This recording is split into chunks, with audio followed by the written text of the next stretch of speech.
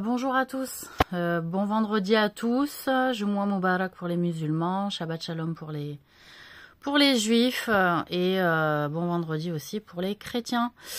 Qu'est-ce que je voulais dire? Alors aujourd'hui, apparemment il y a eu des réactions sur une des vidéos sur les identités qui sont immatérielles, donc je vais vous en parler. Alors, les identités immatérielles, en réalité, c'est que notre identité, elle est immatérielle. Elle est reliée à notre comportement.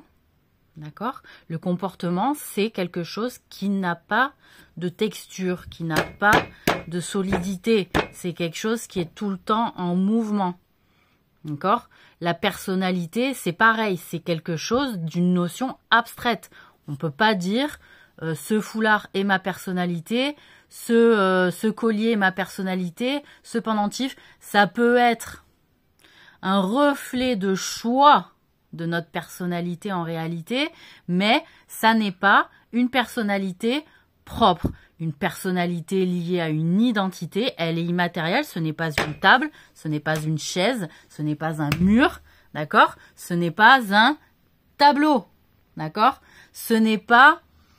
Ce qui fait mon identité, par exemple, c'est ce que je vais choisir de peindre ou de ce que je vais laisser aller de peindre sur mes tableaux qui sort de moi.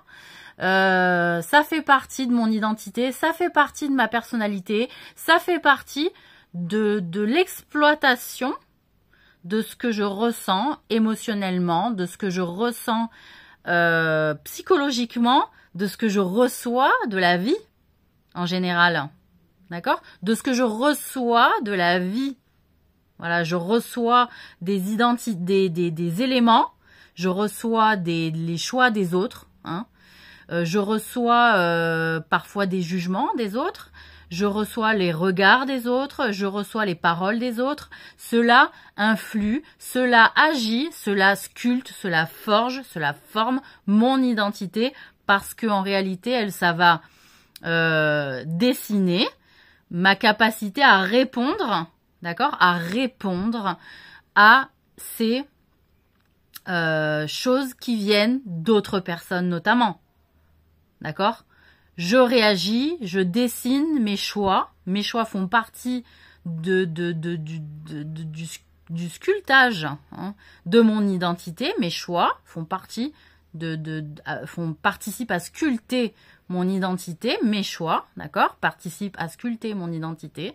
Et donc, mon identité, on voit pas une sculpture de mon identité. On voit quelque chose de moi comme ça qui est abstrait dans ma manière de m'exprimer, dans ma manière de parler, dans les choix que je fais de mots, de vocabulaire ou de vous énoncer et de vous expliquer les choses d'une certaine manière, avec une certaine parfois force, hein, il faut le dire, et une certaine capacité à vouloir vraiment bien expliquer ce que je veux vous faire comprendre, hein. Donc ça fait partie de ma personnalité. Ce qui fait partie de ma personnalité aussi, c'est la manière dont je me positionne dans la vie, c'est-à-dire dans la façon de me tenir, hein, dans la façon de parler, dans la façon de répondre aux gens, d'accord?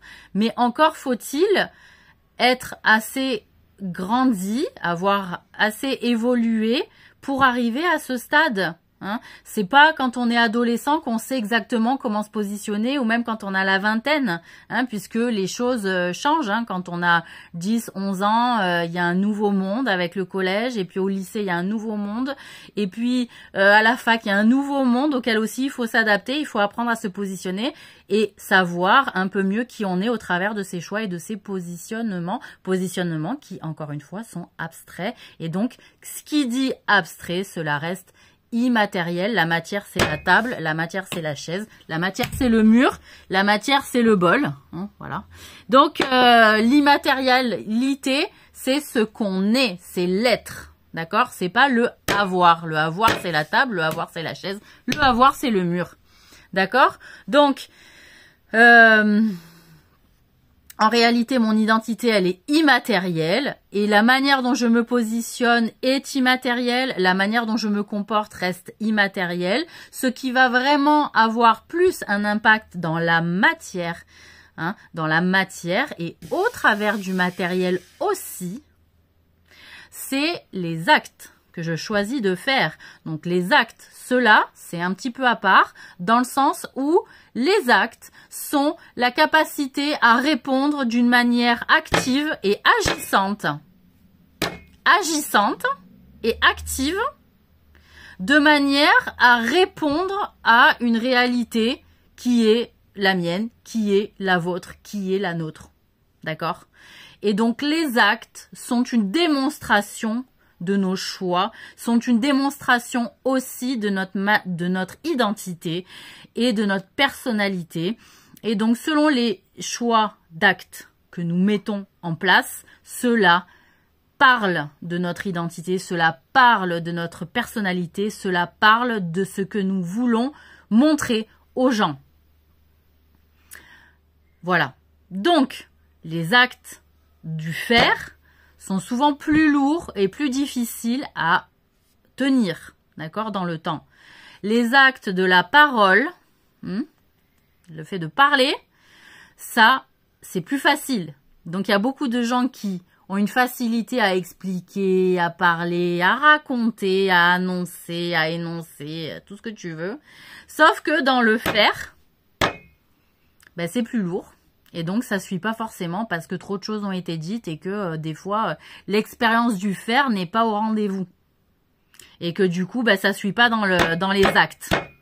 Donc, on dit les blablateurs, les pipeaux, ceux qui blablatent beaucoup et qui font pas grand-chose. Eh bien, en réalité, c'est parce qu'il y a un déséquilibre, il y a une défaillance dans la capacité à agir dans la matière. C'est-à-dire, agir dans la matière, c'est lourd. Et souvent, ça se passe à l'adolescence. À l'adolescence, on a souvent des larves qui sont comme ça parce que le monde est lourd à porter. Ils se prennent le monde en pleine gueule avec leur cerveau et leur intelligence d'adolescent, faut dire ce qui est, avec toutes les émotions qui vont avec, toutes les émotions qui vont avec, etc. Donc, ben, c'est lourd. Donc, plus ils en font à l'âge de l'adolescence, mieux c'est. Mais il faut qu'ils en fassent un minimum à l'adolescence.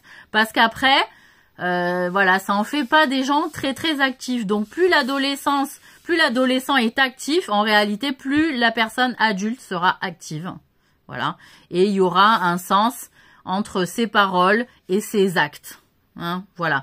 Et donc c'est là où on voit l'identité qui est un peu plus finie. Il y a une finition qui est plus développée dans la personne qui arrive à lier sa parole et le faire derrière. Parce qu'en réalité, il y a quelque chose qui a été porté plus tôt et que bah, du coup l'exercice de la lourdeur à l'âge de l'adolescence du monde, eh ben elle est quand même aidée par la suite si les efforts, un tant soit peu, soient faits correctement, sincèrement et bah, avec sérieux.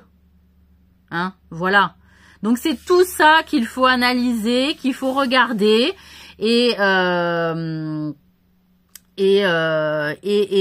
c'était donc mes conseils sur l'identité immatérielle, pourquoi elle est immatérielle et comment on se positionne dans la matière pour qu'il y ait des conséquences positives dans la matière et au niveau aussi de notre environnement de vie, puisque nous sommes entourés d'objets inertes, comme je reprends la table, la chaise et le mur. Si je prends pas soin de ma maison, ces éléments vont aller mal. Ces éléments vont s'abîmer plus vite que prévu ou peut-être même je vais les casser parce que j'y ferai pas attention et cela est mauvais d'être de cette manière-là.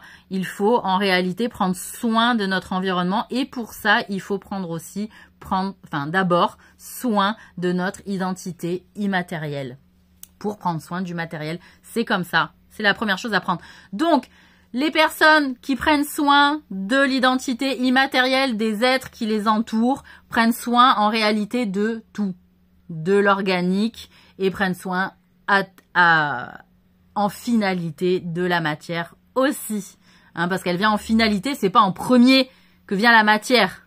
D'abord, c'est l'immatérialité. Voilà. Et après, il y a la matérialité. Ça, il faut bien le comprendre dans le système dans lequel on vit. Bon, voilà. Donc, je vais faire une autre vidéo parce qu'il y a un autre sujet que je veux aborder. Ça va suivre.